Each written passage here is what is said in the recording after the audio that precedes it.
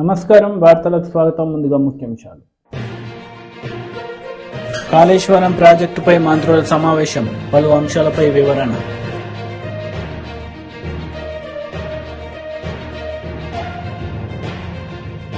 భీమవరంలో జగనన్న విద్యా దీవెన కింద విద్యార్థులకు ఫీజు రీయింబర్స్మెంట్ విడుదల.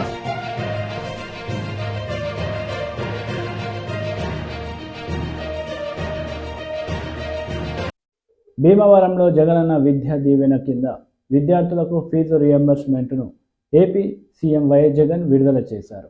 ఈ సందర్భంగా ఆయన ప్రసంగించారు. విద్యార్థులకు చివరి ఇన్స్టాల్మెంట్ గా చెల్లించాల్సిన ఫీజును కూడా ముందుగా ప్రీవియస్ క్వార్టర్స్ లోనే వారి తల్లుల ఖాతాల్లోకి ఇప్పటికే జమ చేశాం. ఈరోజు ఈ 4.5 సంవత్సరాల కాలం ఈ ప్రయాణం ఒక్కసారి గమనించినట్టయితే కేవలం ఈ ఒక్కటే ఒక్క పథకం, జగనన్న విద్యా దీవెన అనే ఒకే ఒక్క పథకం ద్వారా అక్షరాల 27,61,000 మంది పిల్లలకు 27,61,000 మంది పిల్లలకు వాళ్ళ పూర్తి ఫీజులు ఏమాత్రం కూడా ఆ పిల్లలు కానీ ఆ పిల్లల తల్లిదండ్రులు కానీ ఏమాత్రం కూడా ఇబ్బంది పడకూడదు అని ఆ పిల్లల తరపున ఆ పిల్లల తల్లులు అంటే నా అక్కలు నా చెల్లెమ్మల తరపున ఆ పిల్లలకు ఒక మంచి మేనమామగా అక్షరాల 27,61,000 మంది పిల్లలకు మంచి జరిగిస్తూ కేవలం ఈ జగనన్న విద్యా దీవెన అనే ఒకే ఒక్క పథకం ద్వారా అక్షరాల ఇచ్చింది 11,900 కోట్ల రూపాయలని కూడా చెప్పడానికి గర్వపడతా ఉన్నా. కేవలం ఈ ఒకే ఒక్క పథకం ద్వారా. ఇది ఒకటే కాదు, జగనన్న వసతి దీవెన అని చెప్పి ఈ 4.5 సంవత్సరాలలో పిల్లలు చదువులే కాదు, వాళ్ళ బోర్డింగ్ అండ్ లాడ్జింగ్ ఖర్చుల కోసం కూడా ఆ పిల్లలు ఇబ్బంది పడకూడదు, ఆ పిల్లల తల్లిదండ్రులు ఇబ్బంది పడకూడదు అని చెప్పి ఆ విషయంలో కూడా ఆ పిల్లలకు అండగా తోడుగా ఉంటూ ఈ 4.5 సంవత్సర కాలంలోనే దీనికోసం ఇచ్చింది మరో 4,275 కోట్ల రూపాయలు. పెద్ద చదువులు చదువుతా ఉన్న ఈ పిల్లలకు ఉన్నతమైన చదువులు చదవాలి, ఆ చదువుల కోసం ఆ పిల్లలు అప్పులు పాలయ్యే పరిస్థితి రాకూడదు అని చెప్పి తపన తాపత్రయంతో జగనన్న విద్యా దీవెన, జగనన్న వసతి దీవెన అనే ఈ 2 పథకాలకు హైయర్ ఎడ్యుకేషన్ లో ఉన్న ఆ పిల్లలకు మంచి జరగాలి అని తాపత్రయంతో అక్షరాల ఖర్చు చేసింది 16,176 కోట్ల రూపాయలు అని చెప్పడానికి కూడా గర్వపడతా ఉన్నా. ఈరోజు వీళ్ళ బ్రతుకులు మారాలి, ఈ కుటుంబాల్లో నుంచి ప్రతి ఒక్కరూ బయటికి రావాలి, గొప్ప డిగ్రీలతో బయటికి రావాలి, ఇంజనీర్లు కావాలి, కలెక్టర్ల వంటి పెద్ద పెద్ద చదువులు చదవాలి, డాక్టర్లు కావాలి అని చెప్పి వీరందరూ పెద్ద చదువులు చదివితే ఆ కుటుంబాలు తలరాతలు మారుతాయి అని చెప్పి తపన తాపత్రయంతో అడుగులు పడ్డాయి. మన ప్రభుత్వం అధికారంలోకి రాకమునుపు 2017-18కి సంబంధించిన ఫీజులు సైతం పెండింగ్ లో ఉన్న పరిస్థితులు, బకాయిలుగా ఉన్న పరిస్థితులు, ఎగ్గొట్టిన పరిస్థితులు, దానికి సంబంధించిన 1,777 కోట్ల రూపాయలు కూడా మనందరి ప్రభుత్వమే ఆ పిల్లల కోసం చిక్కటి చిరునవ్వులతోనే మనమే చెల్లించామని కూడా చెప్పడానికి గర్వపడతా ఉన్నా. ఈరోజు ఒక్కసారి తేడా గమనించినట్టయితే గత ప్రభుత్వ హయాంలో 12,000 కోట్ల రూపాయలు కూడా సరిగ్గా ఖర్చు చేయని పరిస్థితులు ఉంటే ఈరోజు 18,576 కోట్ల రూపాయలు ఖర్చు చేసిన పరిస్థితులు ఈరోజు కనిపిస్తా ఉన్నాయి. తేడా గమనించమని చెప్పి మిమ్మల్ని అందరినీ కూడా కోరుతా ఉన్నా. చదువు అన్నది ఒక తలరాతను మార్చే ఒక ఆస్తి. మనిషి తలరాతను గాని ఒక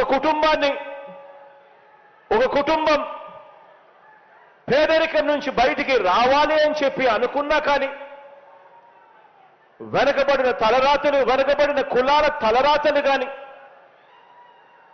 లేదా ఒక దేశపు భవిష్యత్తు గాని ఇవన్నీ కూడా మార్చగలిగిన శక్తి కేవలం ఒక్క చదువుకు మాత్రమే ఉంది అని కూడా ఈ సందర్భంగా తెలియచేస్తూ, దీన్ని గట్టిగా నమ్మాను కాబట్టి ఈరోజు మనందరి ప్రభుత్వం విద్యా విధానంలో స్కూల్స్ దగ్గర నుంచి, గవర్నమెంట్ బడుల దగ్గర నుంచి మొదలు పెడితే హైయర్ ఎడ్యుకేషన్ దాకా ప్రతి అడుగులోనూ కూడా ఈ 55 నెలల ప్రయాణంలో విప్లవాత్మక అడుగులు వేశారు. కాళేశ్వరం ప్రాజెక్టు సమావేశం నిర్వహించారు తెలంగాణ రాష్ట్ర మంత్రులు. ఈ సందర్భంగా పలు అంశాలపై వివరణ ఇచ్చారు. సహా ద ప్రాజెక్ట్ బికమ్స్ కంప్లీట్లీ అంటే inoperational or less operational for a period of time. అంటే మీరు ఆ రిపేర్కి పెట్టే ఖర్చుతో అదనంగా మొత్తం ప్రాజెక్ట్ మీద పెట్టిన పెట్టుబడి ఇంట్రెస్ట్ పే చేయాలి, కానీ మనకేమీ చుక్క నీళ్ళు వచ్చే అవకాశం అవపడదు. So we're hoping that the final decision and will be done after the enquiry. Experts committee ఉంటుంది, క్యాబినెట్ లో డిస్కస్ అయ్యి జరుగుతుంది. మరి ఇది ఒక డీప్ కన్సర్న్ ఉన్న విషయం నేను మనం చేస్తాను. ఈ బాంబుతో డ్యామేజ్ అనే విషయం కొంత ఇది ఇన్ఎక్స్ప్లికబుల్ గా ఉంది. ఎందుకంటే normally barrages and dams earthquakes resist చేయడానికి కూడా కడడం జరుగుతుంది. Actually they have to resist in earthquake. మరి ఇంత బాంబు ఏమైనా డ్యామేజ్ చేస్తుంది, అది it is totally doesn't look appropriate. ఇప్పుడు మీకు తెలవడానికి total project cost of Kaleshwaram is approximately 1,27,000 crores as of now. Okay, మరి అది ఇంకెంత పెరుగుతుందో will have to see as it goes along.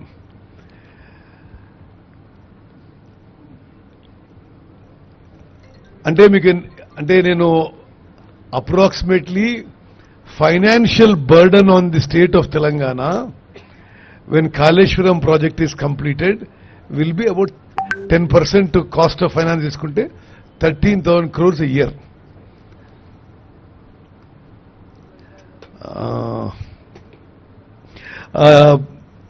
Mudiraj గారు, ఇప్పుడు మీరు 3,000 కోట్లు కాళేశ్వరం ప్రాజెక్ట్ కి పెండింగ్ బిల్స్ అన్నారు. మొత్తం ఇరిగేషన్ డిపార్ట్మెంట్ లో పెండింగ్ బిల్స్ ఎంత ఉన్నాయి? మొత్తం ఇరిగేషన్ డిపార్ట్మెంట్ లో సార్ దాదాపు 8,000 to 9,000 crores ఉంటుంది sir. So I want you to understand, గత ప్రభుత్వం యొక్క లెగసీ మాకు వదిలిపెట్టింది 8,000-9,000 కోట్ల బిల్స్ అన్పేడ్ గా వదిలిపెట్టడం జరిగింది. అది మీకు ఒక ఆల్మోస్ట్ 10,000 కోట్లు. రెండోది, అవసరం లేకుండా మీరు రిజర్వాయర్ పేరు మీద థర్డ్ టీఎంసీ తీసుకొని ఎవరో కేసీఆర్ బంధువుకు మీరు అది కట్టిపెట్టి నామినేషన్ మీద, అంటే అండర్స్టాండింగ్ టెండర్ మీద, అది అవసరమే లేదు థర్డ్ టీఎంసీ. ఆ రోజు కూడా నేను అసెంబ్లీలో చెప్పిన, ఇంత వేస్ట్ ఆఫ్ మనీ చేసి ఇవాళ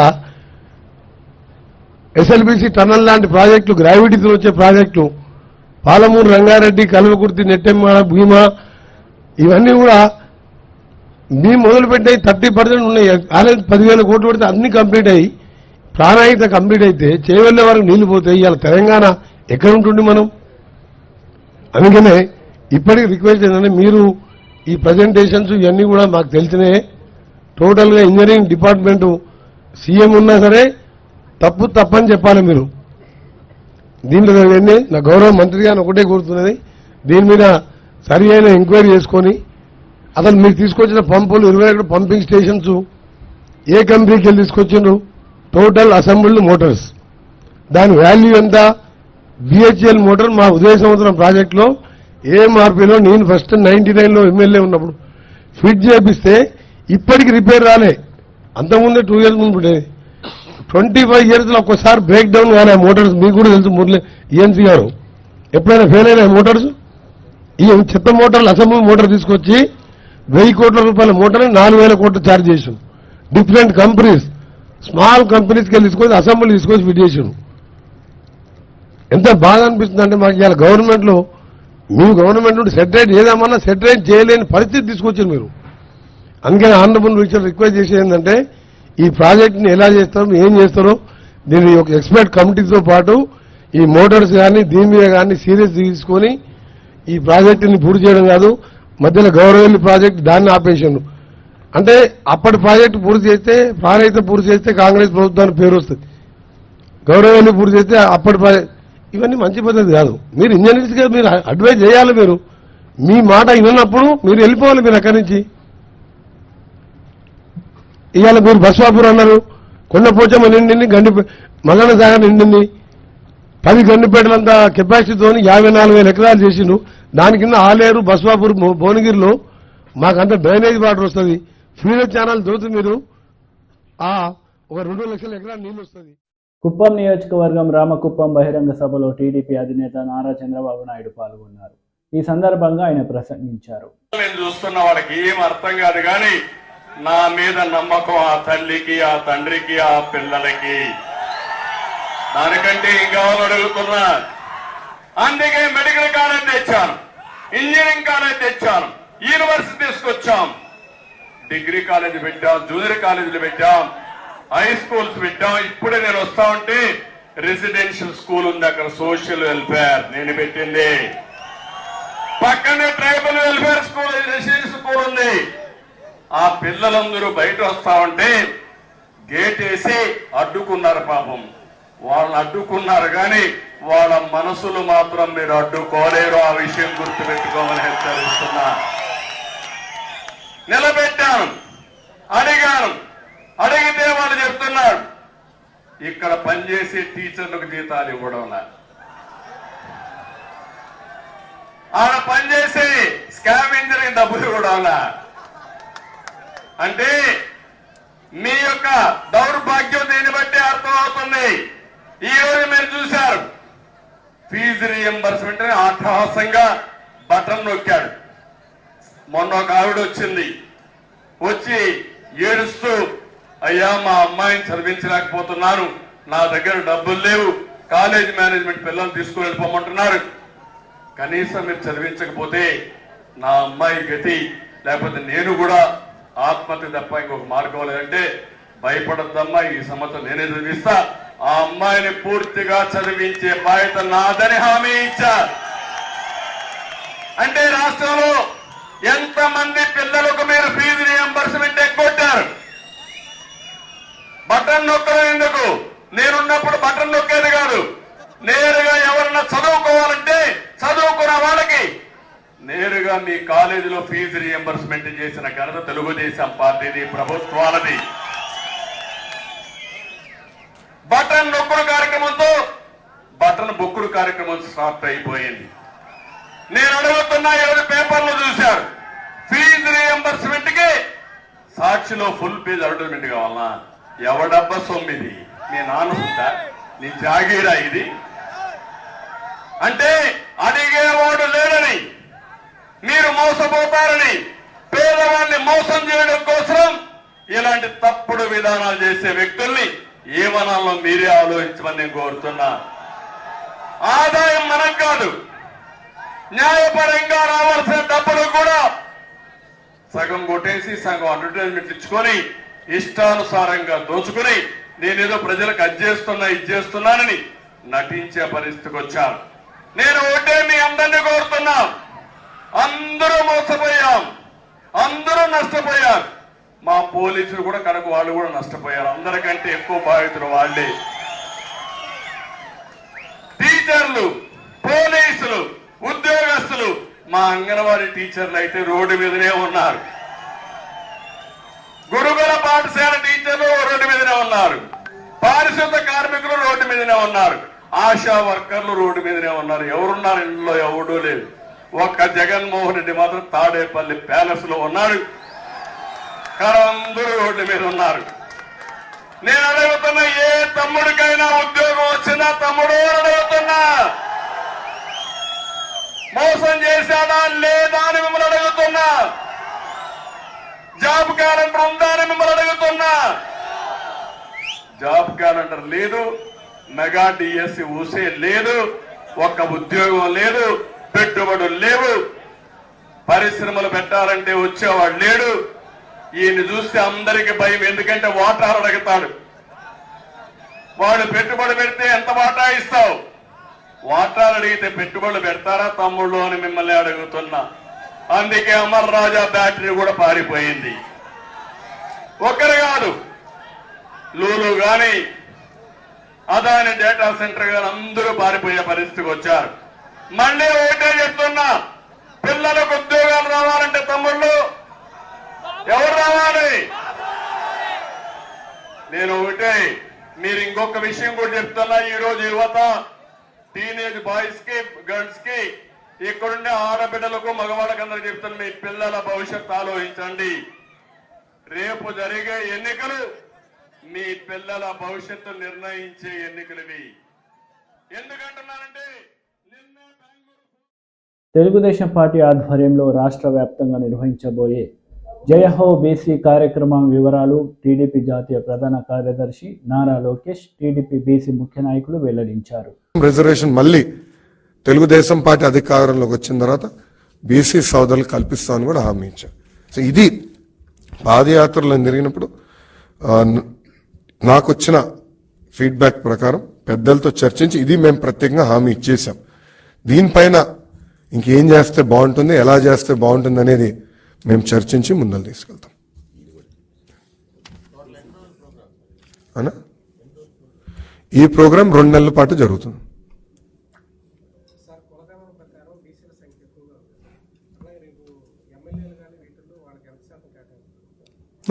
నాడు నేడు ఎప్పుడు బీసీ సోదరులకు ఎక్కువ సీట్లు ఇచ్చింది తెలుగుదేశం పార్టీ. అటు కౌన్సిల్లో కానివ్వండి, అసెంబ్లీలో కానివ్వండి, నామినేటెడ్ పోస్ట్లో కానివ్వండి, పెద్ద ఎత్తున బీసీ సోదరులకే మేము సీట్లు ఇచ్చాం. రేపు పార్లమెంట్లో కూడా అంటే ఎంపీ లోక్సభ కానివ్వండి, రాజ్యసభ కూడా ఎక్కువ శాతం బీసీలను పంపించాలని ఇప్పటికీ బాబు గారు నిర్ణయించుకున్నారు. మేము క్యాండిడేట్స్ ప్రకటించినప్పుడు అది మీకు తెలుస్తుంది. సామాజిక సాధికార బస్సు యాత్రలో మంత్రి పేర్ని నాని పాల్గొన్నారు. ఈ సందర్భంగా పలు అంశాలపై ఆయన ప్రసంగించారు. 3 సెంట్లు స్థలం ఇస్తానని చెప్పి మాట తప్పినోడు మాట్లాడిన మాట నిజమే. ఈ సెంటు స్థలం విలువ ఎవరికి తెలుస్తుందంటే ఇదే అనంతపురంలో ఇంట్లో భర్త గబాలన అన్నం తింటానో మంచినీళ్ళు తాగుతానో పడిపోతే కొడుకు గబాలన ఆటోలు వేసుకుని హాస్పిటల్కి తీసుకెళ్తే హాస్పిటల్కి తీసుకెళ్ళిన అరగంటకి కొడుకు తల్లికి ఫోన్ చేసి అమ్మా నాన్న చచ్చిపోయాడమ్మా అని చెప్తే గొళ్ళని ఇంట్లో ఏడుస్తుంటే ఇంటి యజమాని వచ్చి అమ్మా మీరేమన్నా అనుకోండి, మీ ఆయన శవాన్ని మాత్రం మా ఇంటికి తీసుకురాబాకండి, మీరు ఎక్కడికన్నా తీసుకెళ్ళండి అని చెప్తారా చెప్పరా? అద్దెంటికి శవాన్ని తీసుకురావద్దని మీ ఊళ్ళో చెప్తారా చెప్పరా? మా ఊళ్ళో అయితే చెప్తారు.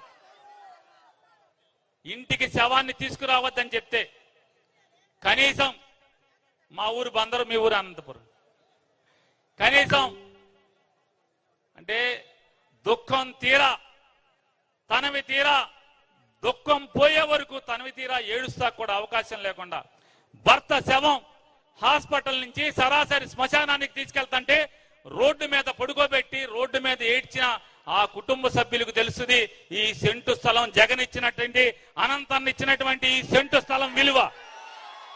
అవునా కాదా?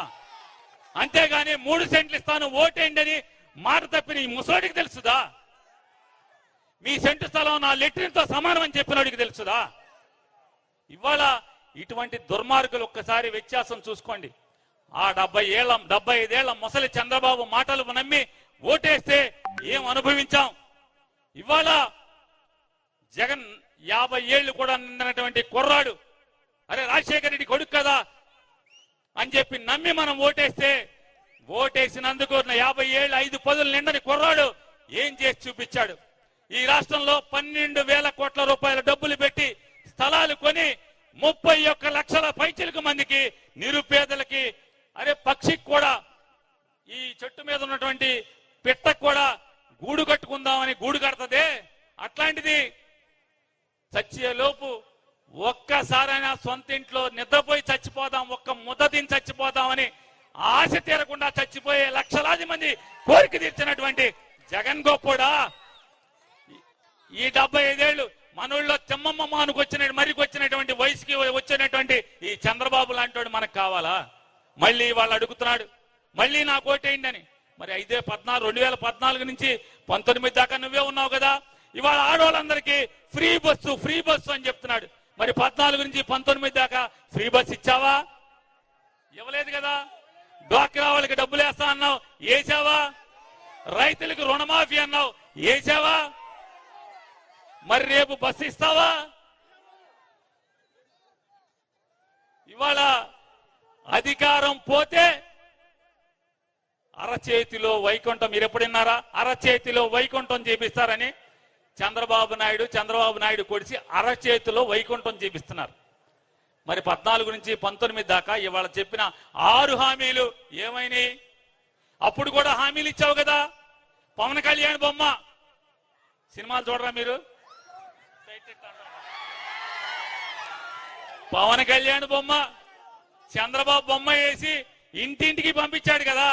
ఇది నా హామీ, 600 హామీలు, 3 సెంట్లు స్థలం ఇస్తాను, డ్వాక్రా అక్క చెల్లెళ్ళకి రుణం బేషరతుగా చేస్తాను, రైతులకి రుణమాఫీ కూడా కాదు, వ్యవసాయం కోసం తాకట్టు పెట్టినటువంటి బ్యాంకులో ఉన్న ఆ ఇంటి ఇల్లాలు నగలు కూడా నేనే వదిలించుకొస్తానన్నాడు.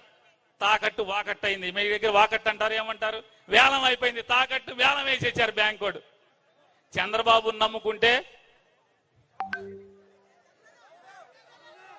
పుల్లు క్రాబు, కచ్చక్కర్లా పుల్లు క్రాబు కొడతాడు. ఇవాళ ఏమండి, ఏదోటి ఇవాళ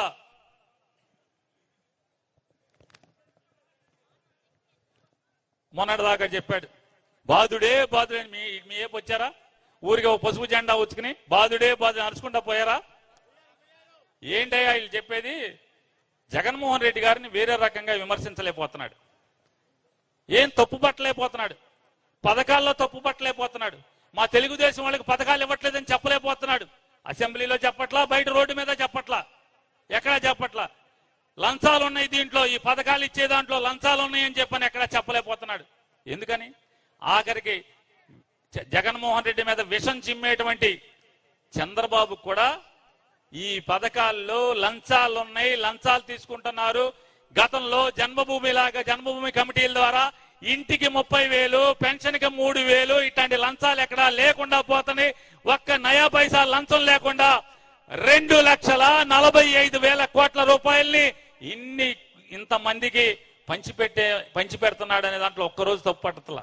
ఏంటంటే రేట్లు పెరుగుతున్నాయి, జగన్మోహన్ రెడ్డి గారి దగ్గర రేట్లు పెరిగిపోయినాయని మాట్లాడుతున్నాడు. ఏంటి అని చెప్పని నేను బెజవాడ నుంచి వచ్చేప్పుడు బెంగళూరులో, అంటే బెజవాడ నుంచి పొద్దున్న బయలుదేరి బెంగళూరు దిగి వస్తా దారిలో కారు ఆపి చంద్రబాబు నాయుడు అంగడి ఉంది, హెరిటేజ్ అంగడి. తెలుసా? హెరిటేజ్ అంగడి తెలీదా? చంద్రబాబు నాయుడు గారికి సొంతంగా ఉన్నాయి. వాళ్ళ ఆవిడ గారును కోళ్ళ గారు నడుపుతారు. హెరిటేజ్ అంగళ్ళు ఉన్నాయి. పాలు, పెరుగు, ఎచ్చాలు కూడా అమ్ముతారు. ఎచ్చాలు అమ్మేదేమో బిగ్ బజార్. ఈ మధ్య 2016లో బిగ్ బజార్ కి వాటాకి అమ్మాడు. బిగ్ బజార్ లో ఎచ్చాలు అమ్ముతారు, హెరిటేజ్ లో పాలు, పెరుగు, నెయ్యి అమ్ముతారు. వెళ్తే బెంగళూరులో ఆగి అడిగాను, 1/2 లీటర్ పాలు ఎంత అండి అని. వార్తలు ముగించే ముందు ముఖ్యాంశాలు మరోసారి. కాళేశ్వరం ప్రాజెక్టుపై మంత్రుల సమావేశం, పలు అంశాలపై వివరణ.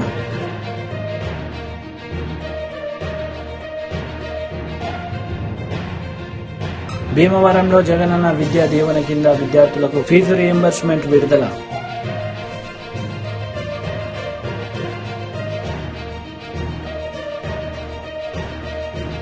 ఈ వార్తలు ఇంతటితో సమాప్తం. తిరిగి ప్రసారమయ్యే వార్తల్లో మళ్ళీ కలుద్దాం. అంతవరకు సెలవు. నమస్తే.